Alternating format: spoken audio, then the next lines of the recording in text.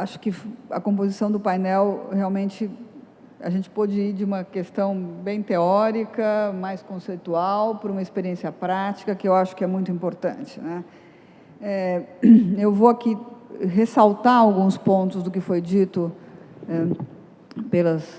nas duas apresentações e, segundo me foi instruído pelos organizadores aqui do evento, eu passaria depois a palavra de novo para o Francisco e para a Heloísa para terminar e fazer algumas outras colocações, né?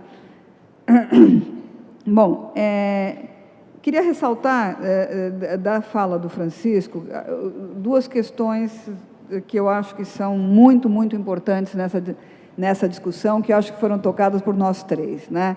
Essa ideia de que a discriminação é um atentado à dignidade humana e à solidariedade entre as pessoas e dentro da sociedade da empresa. Eu acho que esse é um tema realmente chave, por isso ela é definida como, quando a gente fala de discriminação no emprego, que é o tema desse painel, ela vai além de uma infração à legislação trabalhista, mas ela diz respeito aos direitos fundamentais no trabalho e uma questão de direitos humanos. Eu acho que isso é muito importante.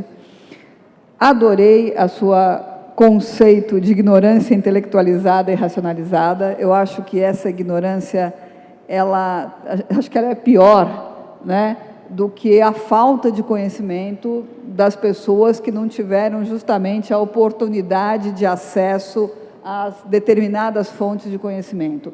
Ela é pior, talvez, e mais perigosa, quando vamos nos ater a esse tema que a gente está tratando no painel, porque ela essa ignorância intelectualizada e racionalizada, ela é um mecanismo de reprodução dos preconceitos e dos estereótipos, né? De reprodução, às vezes, cada vez mais em formas cada vez mais sutis e que tornam mais complexo o seu combate.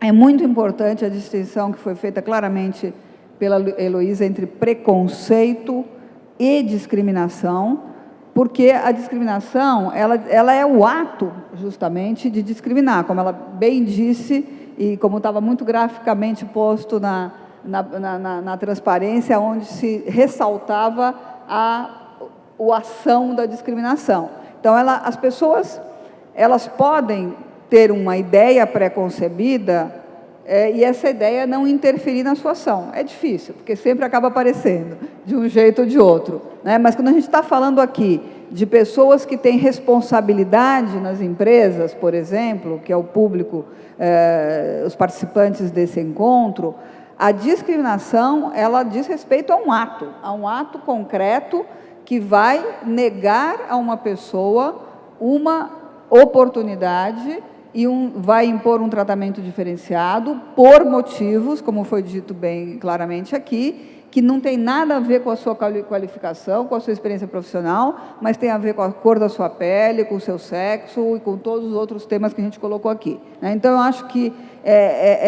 esse tema eu queria ressaltar como importante. Também achei muito interessante quando, Francisco, você falou da estratégia de paz e não de guerra, né? Isso me fez pensar em duas coisas, e que, numa questão tão importante, que é a noção da sustentabilidade, né? A gente teve aqui no Rio, há 3, 4 meses atrás, a Rio Mais 20, onde a cidade, eu tive a oportunidade de estar aqui, a cidade inteira discutir esse tema, né? Mas, quando a gente fala das empresas, né, a sustentabilidade no longo prazo, é um conceito que a OIT tem trabalhado muito vinculado também ao conceito de trabalho decente, que é o conceito de empresas sustentáveis. As empresas, para serem sustentáveis, elas têm que estar baseadas no diálogo e no entendimento e em boas relações de trabalho, né?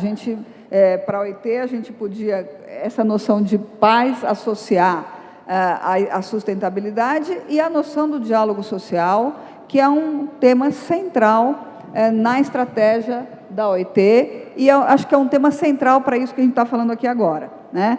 O diálogo pressupõe o respeito, evidentemente, sem respeito não há diálogo, pressupõe o reconhecimento do interlocutor, né, pressupõe a aceitação de que o outro pode ser diferente, pode ter outros interesses, mas que é possível um entendimento e é possível chegar a um acordo, né? E, portanto, pressupõe a capacidade o direito à voz, né, a que todas as pessoas possam se organizar e se expressar para poder fazer valer essa sua visão num processo de diálogo, de conversa. A experiência do Comitê de Igualdade de Oportunidades no âmbito da Secretaria Regional do Trabalho do Rio de Janeiro, eu acho que é interessantíssima, né? É um dos instrumentos, quando a gente fala quais são os diversos níveis em que a discriminação tem que ser combatida e a igualdade de oportunidades tem que ser promovida, esse é claramente um mecanismo institucional importantíssimo, né? E o papel do Ministério do Trabalho, das Secretarias do Trabalho, é central em todo esse processo. Foi muito interessante também o que eu acho que ela disse, que quando acaba a relação de emprego, existem outras instâncias, como o Ministério Público do Trabalho, como a Justiça do Trabalho, que devem entrar na discussão. E por último, eu queria... A distinção entre discriminação direta e indireta é muito importante, porque é isso, né? À medida em que avança, digamos, a discussão na sociedade, cada vez, embora ainda persistam formas muito explícitas de discriminação, infelizmente, na nossa sociedade, cada vez mais a tendência é que elas assumam formas mais reveladas. Então, aqui, eu acho que o papel dos administradores e administradoras é central. É repensar quais são os processos de seleção, como é configurada a questão das características e qualificações que são definidas como centrais para ocupar um certo cargo, um olhar especial, uma atenção especial para ver se aí não estão colocados certos mecanismos velados ou certos preconceitos. Nos próprios processos de seleção, como é que isso se faz? Na hora de estruturar os programas de qualificação e capacitação profissional, como se essas outras questões podem estar sendo colocadas de maneira sutil e não percebida. Então, esse é um tema que eu gostaria também de colocar. E, por último, um tema também que é cada vez mais importante nessa discussão, aqui falando especificamente da discriminação de gênero, é a questão da conciliação entre trabalho e família, porque muitas vezes nesses preconceitos, né, tem a ideia, bom, não vale a pena investir tanto numa mulher, porque a relação dela com o trabalho é mais instável, porque a cabeça dela está mais na casa do que na empresa. São uma série de estereótipos e preconceitos que ainda continuam se reproduzindo, e cada vez mais é importante pensar e muitas vezes são justamente essas responsabilidades familiares que impedem as mulheres de ter uma igualdade de oportunidades no mundo do trabalho. Tem um dado, eu só queria colocar um dado aqui, que é, por exemplo, o número de jovens que não estudam e não trabalham no Brasil. Segundo os dados da PNAD, eu não consegui ainda ver a PNAD de 2011, a PNAD de 2009, atualmente no Brasil, 18% de todos os jovens entre 15 e 24 anos nem estuda e nem trabalha remuneradamente, nem está ocupado no mercado de trabalho, 18%, quase 1 de cada 5 jovens brasileiros, são mais de 6 milhões de jovens. Se a gente desagrega esse dado por sexo, a gente vai ver que, no caso dos jovens homens, essa porcentagem é de 12%, e no caso das jovens mulheres é de 25%. Quer dizer, 1 entre cada 4 jovens brasileiras nem estuda e nem está no mercado de trabalho. Se a gente introduz a dimensão racial, essa porcentagem sobe a quase 29%, ou seja, quase 30% das jovens mulheres negras nem estuda e nem está no mercado de trabalho. Em alguns estados isso pode chegar a quase 40%. Por que isso acontece? Porque, entre outros fatores, porque não existem mecanismos de conciliação entre o estudo, o trabalho e a vida familiar. Muitas dessas jovens já são mães, né, e não tem como fazer essa conciliação, ou elas cuidam dos irmãos menores para que suas mães saiam para trabalhar. Então, esse é um tema que eu acho que é muito importante para ser pensado nas políticas públicas, pelo governo nos seus diversos níveis e também pelas empresas, como tornar a empresa um lugar mais amigável para que as pessoas possam desenvolver o seu potencial profissional, fazer o trabalho para o qual elas estão contratadas, evidentemente, mas também poder conciliar isso com outras dimensões da sua vida pessoal. Então, eu queria agradecer mais uma vez e passar a palavra para os meus colegas aqui de painel.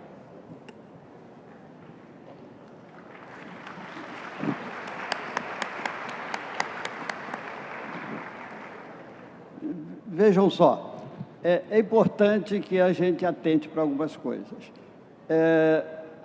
A fala da Laís e da Heloísa foram muito expressivas, quer dizer, a gente tem quase que o encerramento já desse, muito justamente, acho que o conteúdo todo já respondeu às expectativas.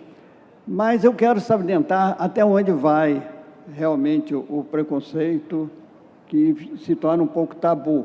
Ao falar, por exemplo, da discriminação da mulher, vejam aqui, 2 mulheres, já por aqui já se mostra que as coisas estão virando. Né? O quadro nem precisa se lembrar como a mulher está ganhando cada vez mais espaço e merecidamente. E por quê? Porque foi realmente discriminada. Ué, já veio o tempo esgotado? Eu não falei ainda. Olha, você vê, isso é discriminação, olha, um exemplo de discriminação. Caçaram a minha palavra. Bom, então eu só quero, foi naturalmente, então está muito bem. Então, mais uma vez, veio a mulher em defesa. Então, mas nós estamos, na verdade, tendo neste século, e vamos daqui para frente, nos defrontar com maravilhosas transformações. A ascensão da mulher, que a mulher foi cultural, historicamente, sempre discriminada, e ainda hoje muito, até no linguajar, em que se coloca, estava lembrando a Laís, que inclusive que morou em Santiago, me parece, esteve lá, e que lá trata-se, as advogadas, por exemplo, profissionais públicos, são advogados, não são tratadas, quer dizer, isso é um resquício cultural muito expressivo, né? E isso ainda se vê na realidade brasileira também muito, e aí andando pelo Brasil afora, como a coisa realmente, os papéis são muito depreciativos com relação à mulher, que vive não uma servidora, mas uma serviçal mesmo, em termos de consciência coletiva. Mas eu me lembro aqui de alguns pensadores, à medida que fui ouvindo as nossas 2 companheiras, eu me lembro então me lembrei de Bertrand Russell, que produziu um livro fantástico, um livro referência, sobre o poder. Nunca li mais coisas que repetiam Bertrand Russell, mas o poder é uma enciclopédia ali em termos de conceituar, como ele fez, o poder como a maior motivação humana. Que, de alguma maneira, e ele identifica o poder, não só com a questão de obter o prestígio, mas não a questão positiva de se exercer a influência. O educador exerce poder, né? O político deveria exercer esse poder em termos do bem social. Quer dizer, o poder é central, mas o poder gera ambições e forma corporativismos, né? Forma corporativismo e se torna extremamente discriminador. E lidar com o poder dos grupos sociais é uma referência para buscar o entendimento. Quer dizer, a gente elaborou um conceito que temos desenvolvido em nossas consultorias, que é buscar essa concepção do líder de líderes, que todos nós temos um potencial enorme a contribuir, de influenciar, e todos estamos influenciando e sendo influenciados o tempo todo. Então, esse fenômeno da liderança, que nos grupos informais se vê mais nitidamente se intercomunicar. Então, isto colocado a nível das organizações formais, é importante que a gente atente para isso, quer dizer, que é dentro dessa atitude é que se vai buscar realmente o acordo para se chegar aos grandes propósitos. E aqui foi lembrado pela Heloísa o quanto ela teve que superar até chegar ao ponto em que, por justiça e olha, veja só, por justiça e por competência, ela chegou a esse ponto e nos trouxe aqui uma aula muito interessante, e o que eu vi de muito importante na sua atitude de servidora, de estar ao alcance, de se mostrar aí com endereço e com acessos todos disponibilizados para dar essa contribuição. Mas quero lembrar outra personalidade, eu falei em personalidade, falando sobre a realidade brasileira, o Gilberto Freire. Gilberto Freire nos diz que o brasileiro, e aí é um traço da cultura que a gente tem que estar muito atento, que o brasileiro ele é muito sensível a um chamamento emocional. Ele diz exatamente que o brasileiro ele é afetivo sem ser associativo. E eu fiquei me lembrando de uma figura notável, o Betinho, de uma lembrança imorredora, e um trabalho fantástico que ele fez em termos de mobilizar emoções, mas não conseguiu mobilizar inteligências.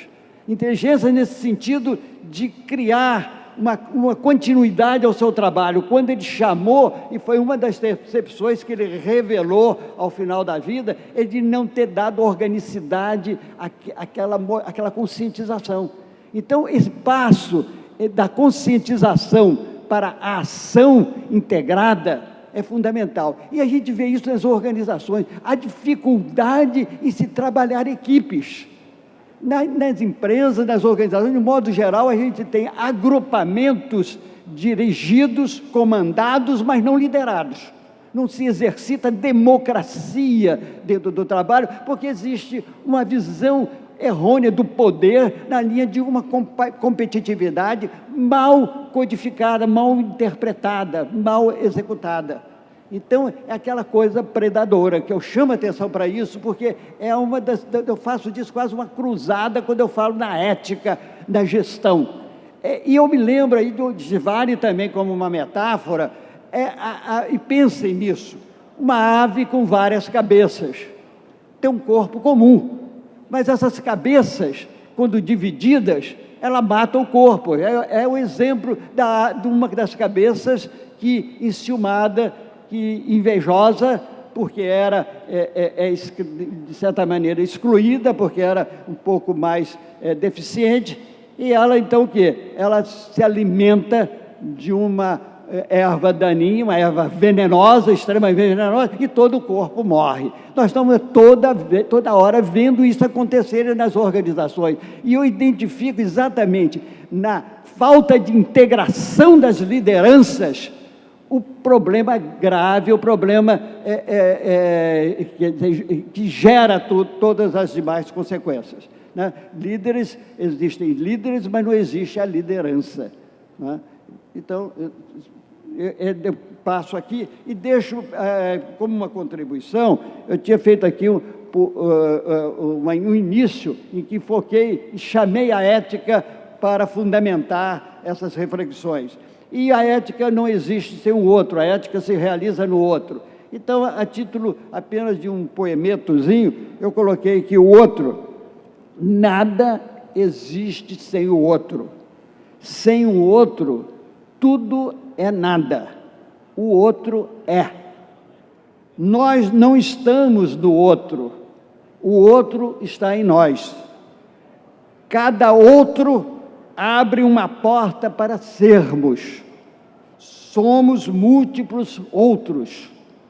Não sendo assim, multidões de outros passam por nós, sem deixar pegadas marcantes, tornando nós outros ninguém. Assim na vida, assim nas corporações. Muito obrigado.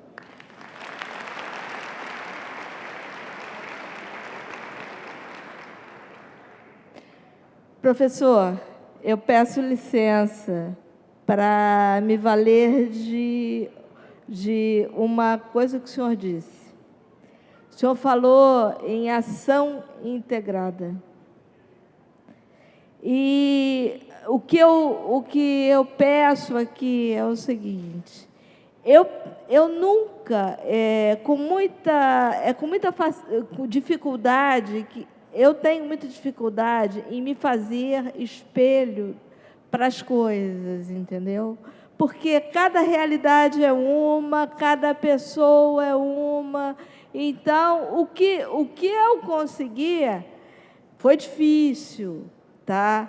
Mas isso não quer dizer que as pessoas possam chegar onde eu cheguei, tá? Eu sei que é difícil, mas eu vou pedir o compromisso de cada um de vocês, profissionais, administradores, que executam tarefas. Evitem a tendência que a grande maioria das pessoas tem de colocar de lado situações sem conhecer. Todas as pessoas com as quais eu convivo, pelas quais eu luto, pessoas que são discriminadas por questões de gênero, de raça e de etnia, de pessoas, como eu, pessoas com deficiência, todas têm um potencial, todas. O que é necessário e é preciso é que as pessoas que têm o poder de descobrir isso queiram realmente fazê-lo. Então, todas as pessoas são capazes dessa ou daquela maneira. Eu acho que a palavra fundamental, essencial para isso é adequação. As pessoas têm que estar preparadas, os profissionais que colocam pessoas em empresas têm que estar preparados para adequar a mulher, adequar a pessoa com deficiência e adequar o negro, todas as pessoas que estejam cobertas pela égide da etnia. Então, eu acho que esse é um compromisso que todos nós temos que assumir, e eu tenho certeza, se cada um de nós assumir o pedacinho que lhe cabe, a discriminação, eu não digo que vai assumir, não, porque é uma questão cultural, mas a gente vai conseguir segurar. Muito obrigada pela oportunidade, e eu estou aberta a qualquer coisa que vocês precisem.